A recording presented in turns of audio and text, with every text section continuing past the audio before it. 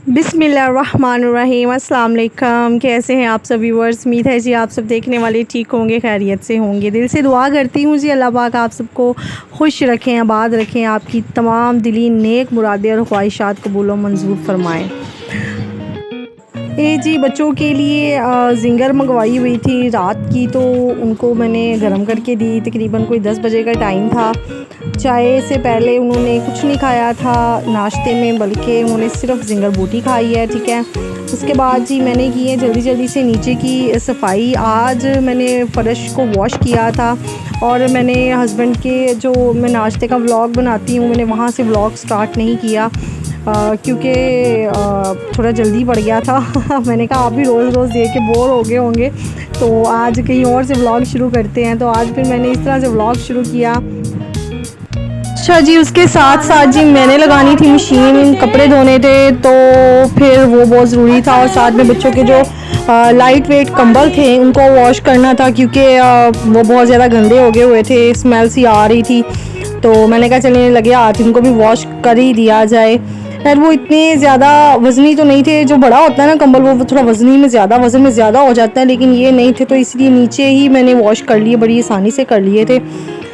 और इनमें से इतनी मैल निकली है पूछे ही मत आप।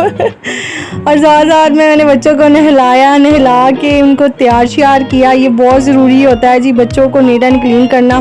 कभी कभी होता है अगर आपकी तबीयत थोड़ी सी डामाडोल हो ना, तो फिर बच्चों को थोड़ा बहुत आप लेज़ी में ला सकते हैं, लेज़ी पुना में आ सकते हैं कि आप अभी नहीं ठहर के।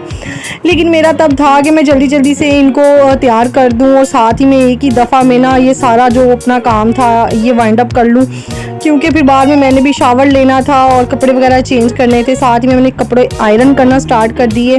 ये भी जी बहुत ज़रूरी होते हैं। ये जो कॉटन के सूट होते हैं जिनमें हल्की हल्की माया होती है ना, इनको आप सिला जिसे कहते हैं ना, वही प्रेस कर लेना तो फिर ही बेहतर है। तो खैर लिहाजा ये मैंने कपड़े जो थे ड्राई करके इनको फैला दिया था। जो ऊपर छत पे फैलाने वाले थे वो भी मैंने इकट्ठे कर लिए। मैंने कहा एक दफ़ा ही जाऊँगी, तो पहले मैंने जाके कपड़े ड्राई जो किए हुए थे उनको मैंने फैलाया। उसके बाद शावर लिया, फिर हम गए किचन में अम्मी ने कहा कि आज हमने मैकरोनी बनानी है। मैंने कहा चलिए ठीक है, हम मैकरोनी बनाते हैं।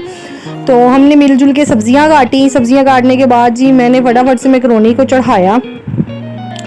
मैकरोनी जो है हमारी बॉयल हो रही थी, तो मैंने कहा साथ साथ में मैं जो बाकी का काम है वो कर लूँ। तो मैंने पता क्या किया, मैंने छोटे छोटे बारीक बारीक आलू कट किए, जिस तरह से ना फ्राइज़ कट करते हैं, लेकिन वो बहुत बारीक कट किए थे इस शेप में। अच्छा, इनको मैंने डालना मैकरोनी के अंदर ही था। थोड़ा सा इनको पहले मैंने ज़्यादा से ऑयल में ना क्रिस्पी और क्रंची किया कि इनको ना मैं मैकरोनी में डालूंगी। ये बहुत मज़े का फ्लेवर देते हैं, जब क्रंची से हो जाते हैं ना तो मज़े का फ्लेवर देते हैं। लेकिन मैंने नूर को थोड़े से टेस्ट करवाया, क्योंकि मैंने हल्का सा इनके अंदर सॉल्ट डाला था, तो उसको मज़े के लगे, तो उसने अम्मा और दे दे। तो मैंने कहा बेटे थोड़ी सी हैं, आप सारे ही ले लो, कुछ नहीं होता, मैं नहीं डालूंगी। मैंने कहा चले आप बेटी आप तो खाएं ना। तो मैकरोनी हमारी जो थी वो बॉयल हो चुकी थी। फिर उसके साथ साथ क्या किया हमने जी, जल्दी जल्दी से प्याज डाला। प्याज को हल्का सा जिसे कलर देना कहते हैं ना, वो दिया। साथ में मैंने चिकन डाला। चिकन के साथ ही मैंने इसके अंदर जो लहसुन था ना वो डाल दिया। अच्छा, लहसुन और प्याज इसके अंदर आप ज़रूर डाला करें, इसका इतना ज़बरदस्त फ्लेवर आता है ना कि पूछे ही मत।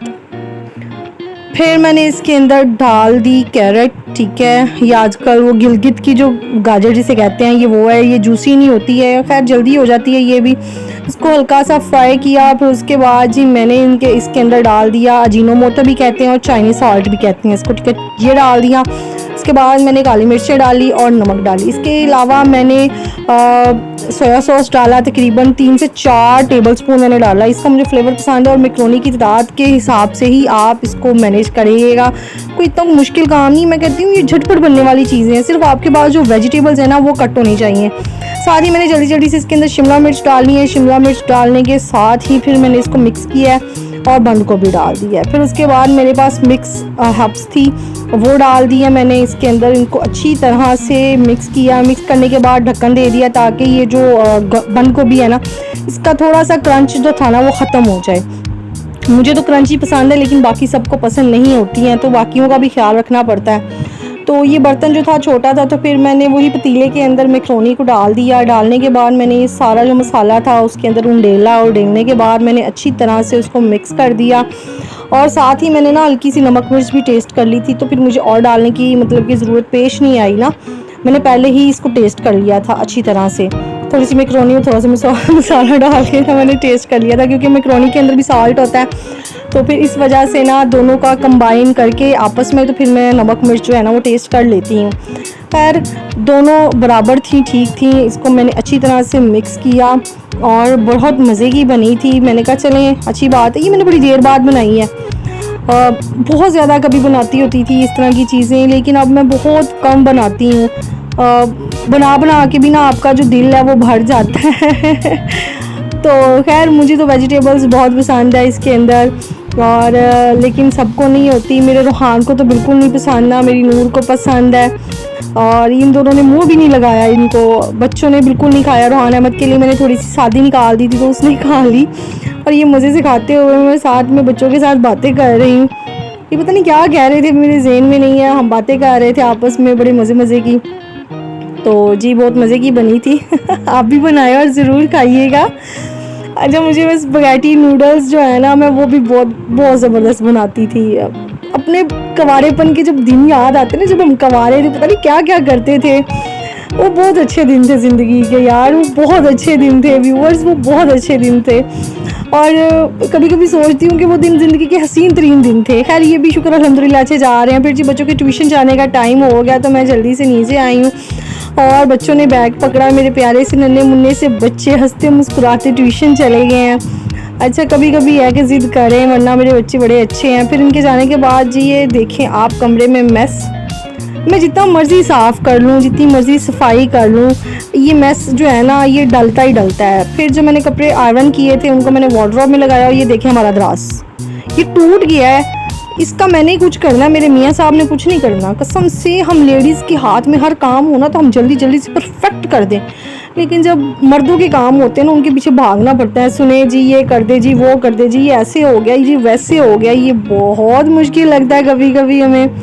खैर फिर हस्बैंड आए, उनके लिए हमने चाय बनाई। चाय बनाने के बाद उनको भी साथ में मैक्रोनी गर्म करके दी, और ये खाना पीना जो इनका हो गया था स्टार्ट, फिर मैं नीचे आ गई।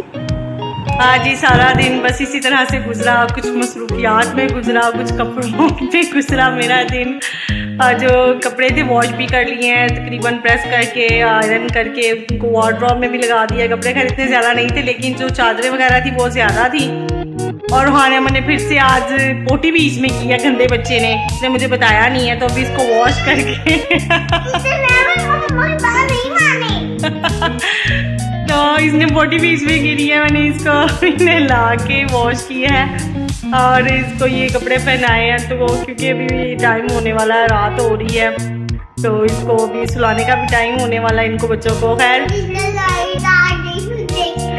तो इसके साथ ही मैं करने लगी व्लॉग का इख्तिताम। अभी मैंने ऊपर से जो चादरें और ये जो कंबल वॉश किए थे वो समेटने हैं। वो इसलिए नहीं समेट रही कि ऊपर छत पे ही सोना है, तो वो छत पे उसी टाइम ही तय वगैरह लगा के ना तो उनको बिछा देना है। तो चले जी व्लॉग का करती हुई इख्तिताम। अपना बहुत ज़्यादा ख्याल रखिएगा अपनों के लिए, प्यारों के लिए। और जो जेलसी फील करते हैं उनमें उनका कसूर है, हमारा कोई कसूर नहीं है।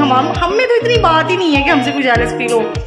उनके खुद की दिमाग की खुराफात है, वो जेलस फील होते हैं, वो बदगुमानियाँ रखते हैं, वो आपको बुरा बुरा सोचते हैं, ये कहते हैं। और इसमें आपकी नेकियां जो है ना, मतलब कि आपकी जो वो होती हैं ना, वो बुराइयां होती हैं, वो झड़ती हैं, और आपकी जो मतलब के गुनाह होते हैं वो मिटते हैं। तो लिहाजा अपनी बुराइयां दूसरों को करने दें, खुश रहें, अपनी ज़िंदगी में मुस्कुराते रहें, अपने माइंड को हमेशा पॉजिटिव रखें। अल्लाह हाफ़िज़।